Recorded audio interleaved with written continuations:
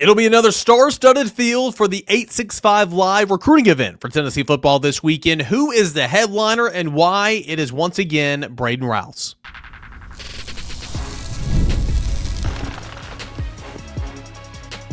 You are Locked On Vols, your daily podcast on the Tennessee Volunteers. Part of the Locked On Podcast Network, your team every day. What is up, everybody? Welcome into it, your Wednesday morning Locked On Vols. Appreciate you for being here, making Locked On Vols your first listen, your first watch each and every single morning. We are free and available wherever you get your podcasts. That includes YouTube and Apple Podcasts, Spotify, all that good stuff. Please subscribe to the show, download the show, and tell your friends about it as well. We are part of the Locked On Podcast Network, where it is your team every single day. Couldn't do this show without you.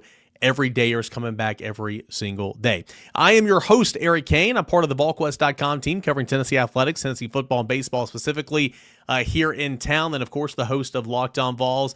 And looking forward to today's show. Josh Ward coming up in segment number 3. Some great, interesting conversation pieces, some talking points with him on what's going on around the world of sports.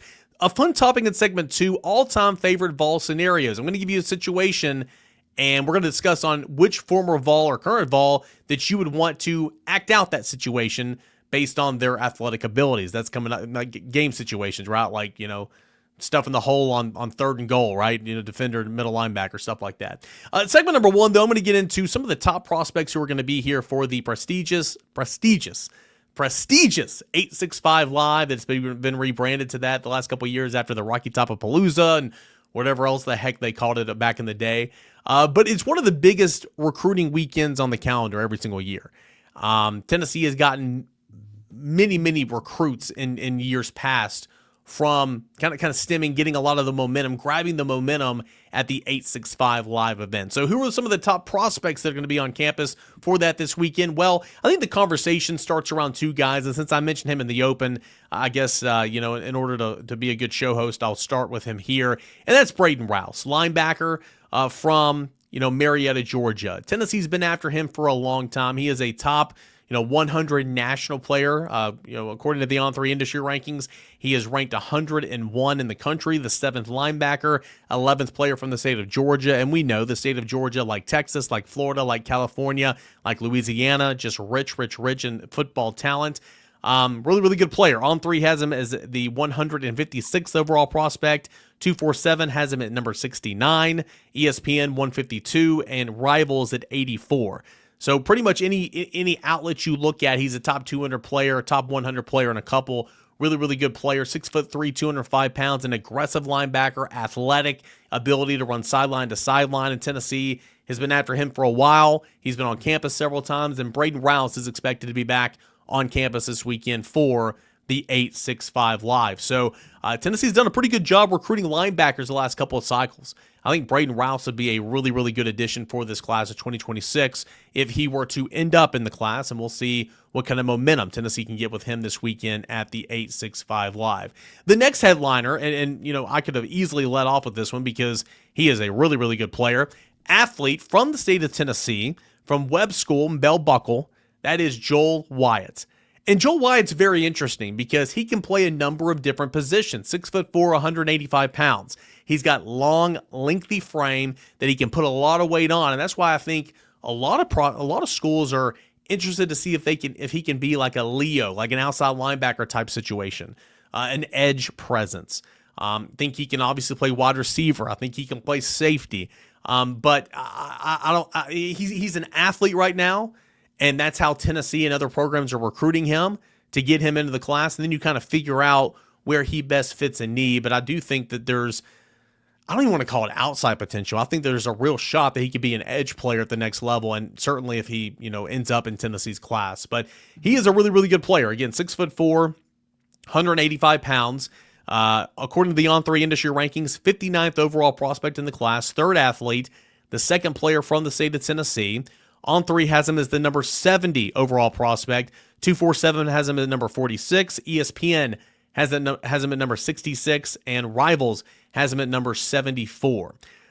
Really talented player. Again, in-state guy as well that Tennessee's going to try to do everything they can to keep in-state.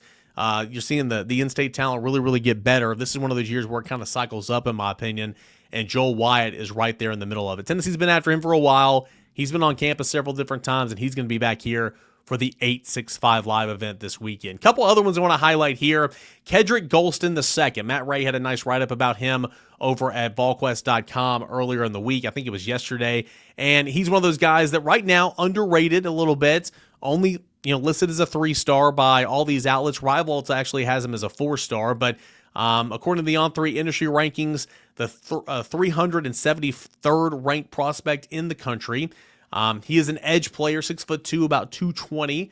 Tennessee likes him a lot, and I think he's vibing with Tennessee a little bit right now, and he's going to be back on campus this weekend. So I think he's one to watch as well in terms of how this recruitment's kind of unfolding. I think other teams, Georgia's shown some interest, Michigan and some other ones, Texas A&M, but Kedrick Golston is another one to watch on campus this weekend for the 865 Live event. Here's one that I think Tennessee is going to start putting the pressure on, in my opinion. Jamin Theodore, cornerback from Baylor School in Chattanooga, Tennessee. Of course, Baylor's become quite the pipeline for Tennessee here lately, right? There's a couple of other prospects down there at Baylor School that Tennessee's got a lot of interest in, but Theodore at corner is one of those guys for sure. Class of 2026, 6 foot, 165 pounds, 170 pounds.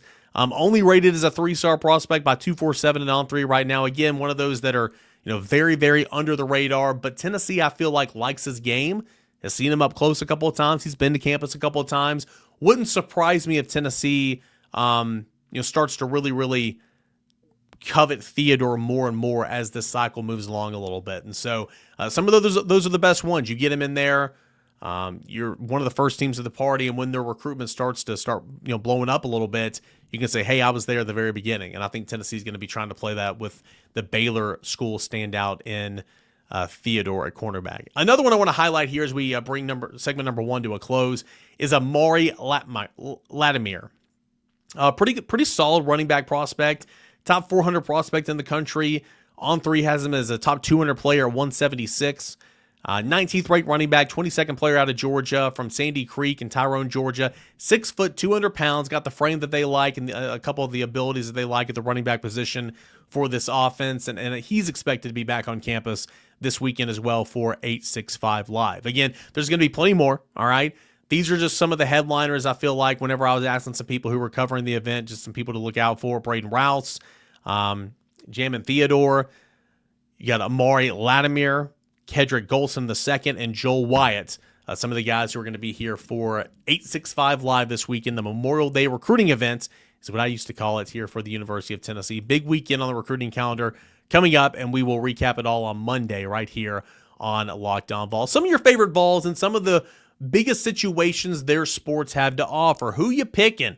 A fun exercise brought on by the Monday Night Chat is coming up next right here on Locked On Vols. The NBA playoffs are in full swing, and every night delivers highlight-worthy performances, major momentum shifts, and can't-miss moments. Whether it's a game-winning shot or a breakout player, there's never been a better time to get in on the action. FanDuel makes it easy to stay in the game. Before tip-off and live with player props, performance trends, and same-game parlays, fans have more ways than ever to play smart and win big. I watch Major League Baseball. I watch the Atlanta Braves all the time. I know who's hot. I know who's not. So when I know who's heating up, if you will, I can back it up with a same-game parlay and get even more bang for my buck. You got future plays, win totals in the SEC, Heisman odds, Southeastern Conference Championship odds, all that and more for college football season. You can find them right now specifically for the Tennessee Volunteers as well over at FanDuel Sportsbook. So not just the NBA playoffs, but anything over at FanDuel Sportsbook. If you're new to FanDuel, it's a perfect time to sign up. You can head on over to FanDuel.com, place your first $5 bet. If it wins, you're going to get $200 in bonus bets. Not bad, right? Make every moment more with FanDuel, official sports betting partner of the NBA, and it's where you can make every moment more. An interesting question that was asked in the Monday Night Chat, and I love when we get a question in the mailbag over at volquest.com or one of these questions in the Monday Night Chats that I think so intriguing that I love to bring it over to the show, and it's a great conversation starter for you and I, right? You can tweet me, you can comment on this episode on YouTube, you can DM, whatever. I'll probably put these clips on social media, but these are some really good conversation starters. So the question was this: you're betting the house on one guy in each sport. Who are you picking all time from Tennessee? And it breaks it down into different sports here. We'll start with baseball. For the base Vols, who you picking to get a base hit to win a game? I mean, you don't have to go back far, right? I mean, look at that 2024 team. Offensively, historic roster. Christian Moore is a guy that should obviously come up in this conversation.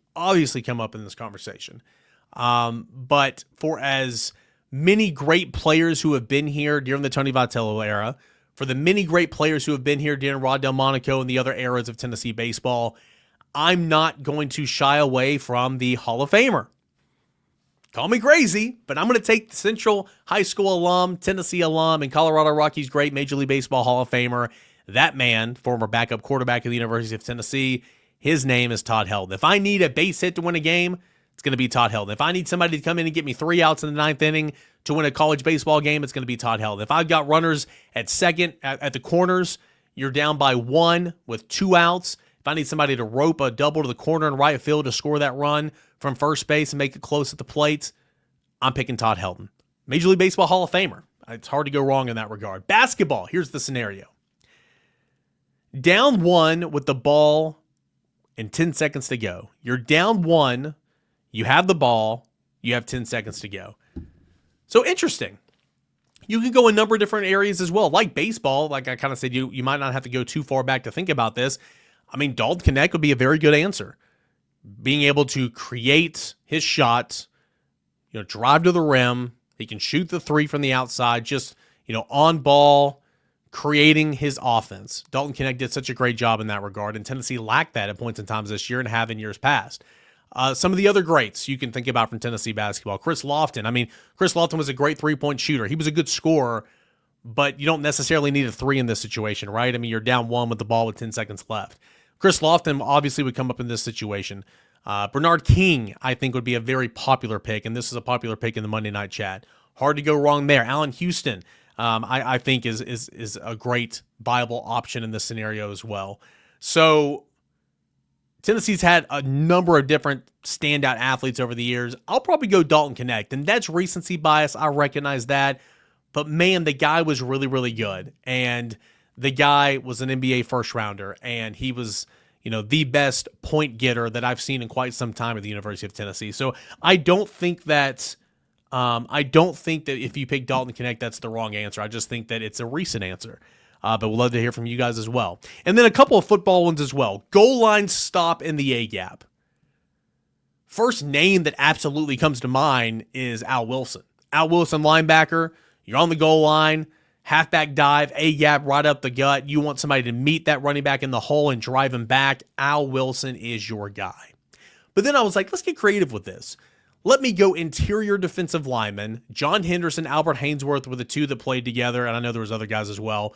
Say Haynesworth was a 3-tech. Say John Henderson's the 1 or the shade. The 1 or the shade is that A-gap player on that side of the football. John Henderson was what?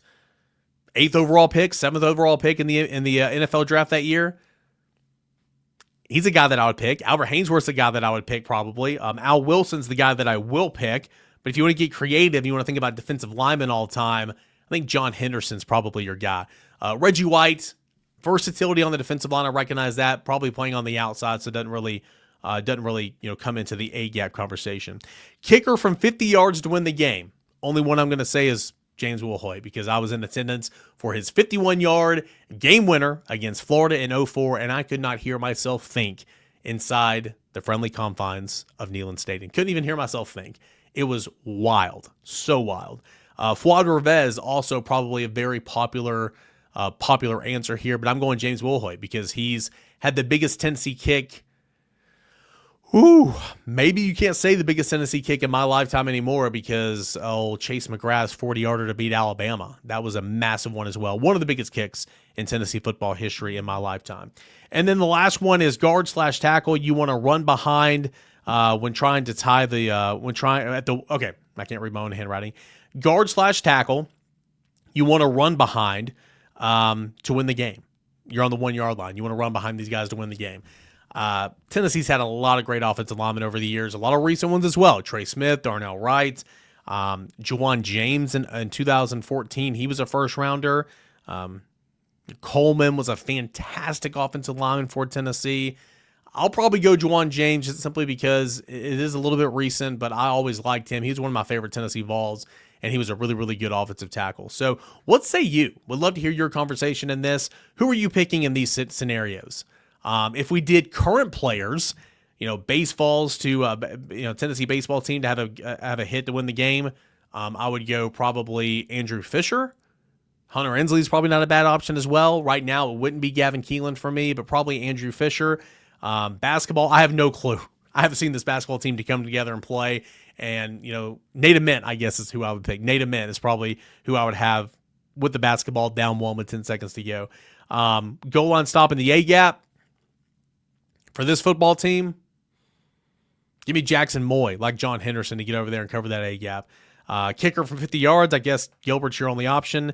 And the guy you want to run behind on the 1 yard line to win the game, give me Wendell Moy at guard. I want to run behind that guy. Eventually, it's going to be David Sanders. Needs to be Lance Hurd this year, but give me Wendell Moy right now if we're talking current Tennessee Volunteers. Would love to hear from you guys.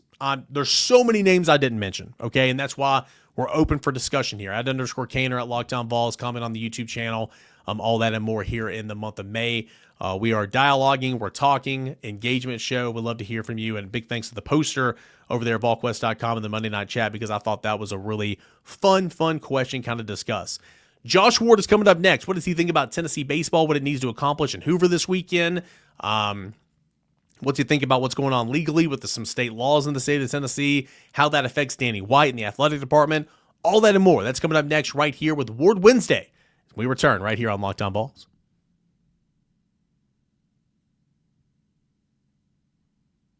Josh Ward, something I know you guys hit on your show, and we thank ESPN for the content here in mid to late May, but ESPN quarterback tiers.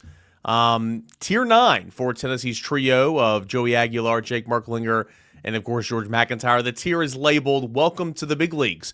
What did you make of that? First glance, I'm looking at it, I'm like, okay, well, each tier is kind of categorized a little bit, but you never want to be tier 9, right? Yeah, it's not a compliment. I don't think anybody could argue that. I don't view the article as a true 1 through 136 ranking, but it does start out with the best groups, the group of quarterbacks that every fan base, for the most part, is going to agree on. Okay, yeah, that going into the season, that's the top group, then the next group. And then you start to get into different categories.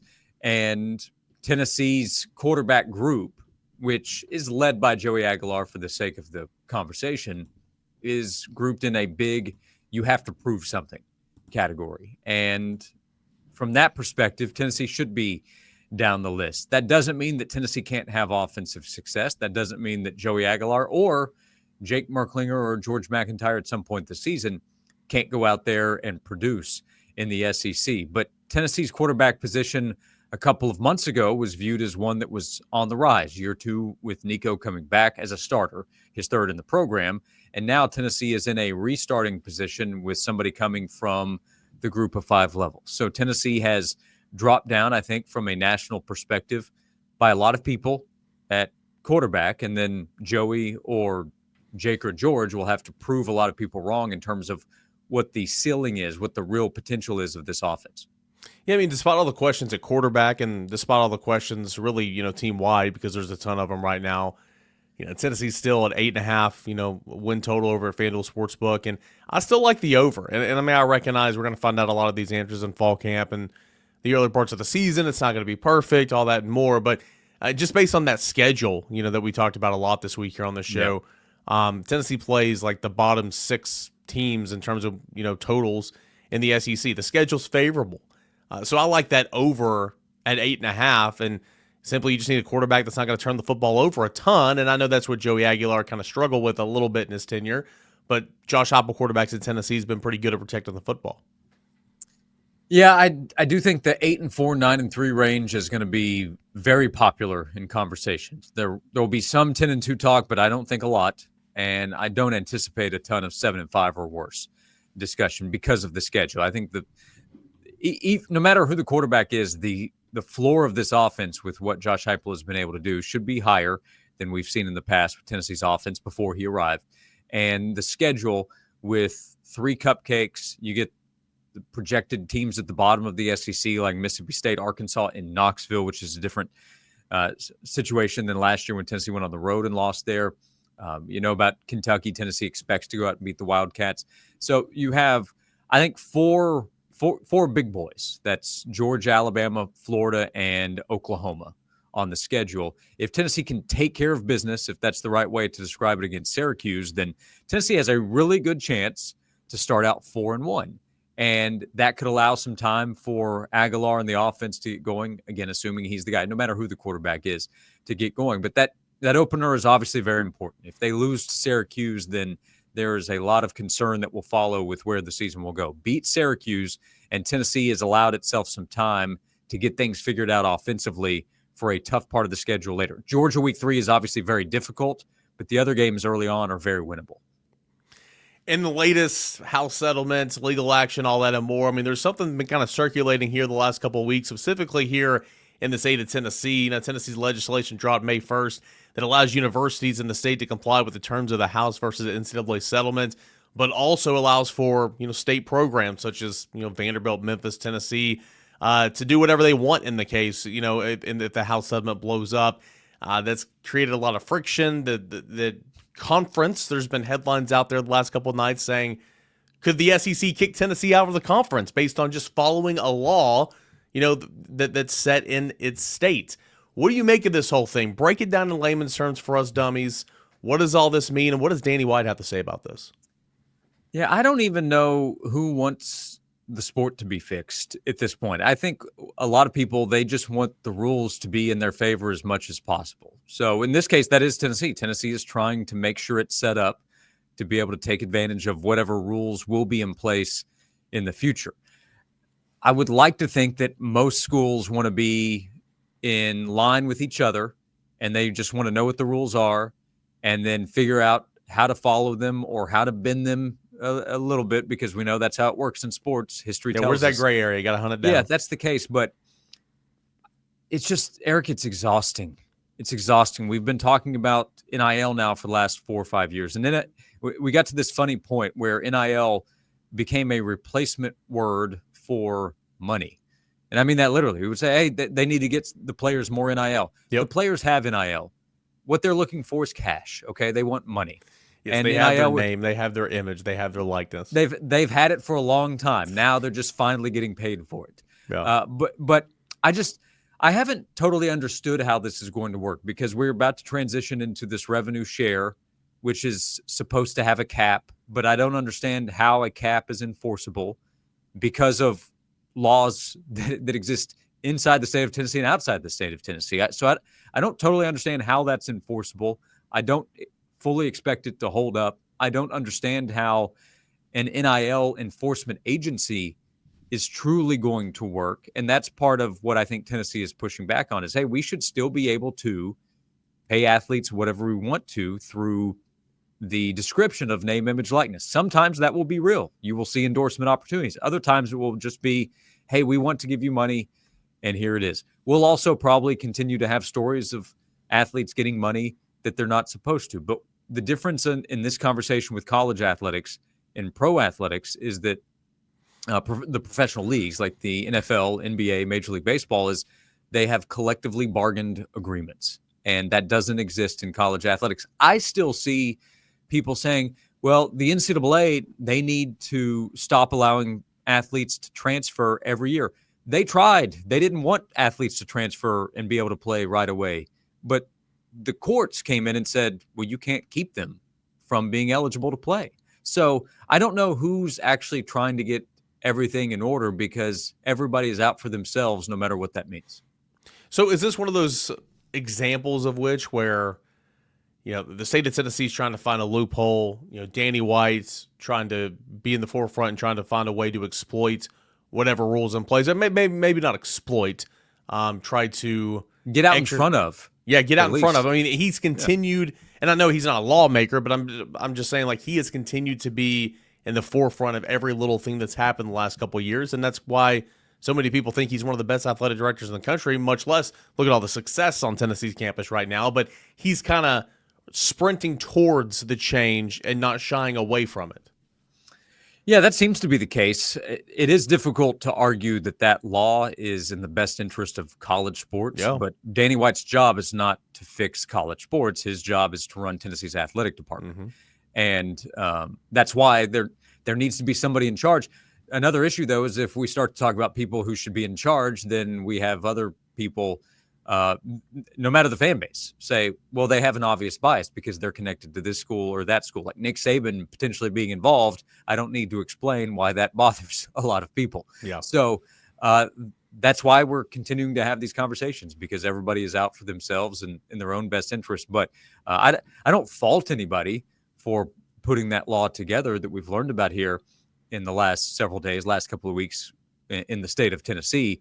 But you can't read that and think, well, that's in the best interest of college sports. If you're looking for fairness, if you're looking for some uniformity with the rules, well, that law would go against that idea. Tennessee baseball beginning play in Hoover later this morning, or maybe depending on what time you're listening to this, maybe they're going right now, on Wednesday morning in Hoover. Back half of the SEC slate, not a good one. Tennessee would love to have some type of momentum heading into postseason. Outside chance, very slim, but still there is a chance Tennessee could host an NCAA regional, but I don't think you much deserve to do it right now. Josh Ward, what does Tennessee need to accomplish in Hoover this week? Is it as simple as just getting a couple of wins and having some confidence? Do they need to come home and rest and recover and get away from the field a little bit? What say you?